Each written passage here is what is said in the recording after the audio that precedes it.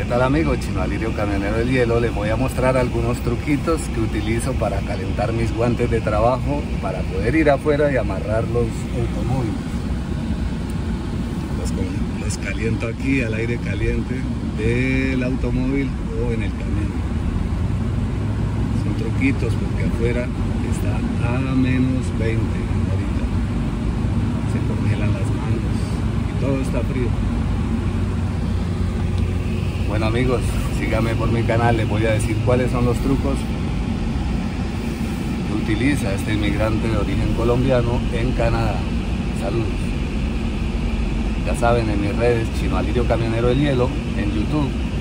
Y no olviden darle like y compartir.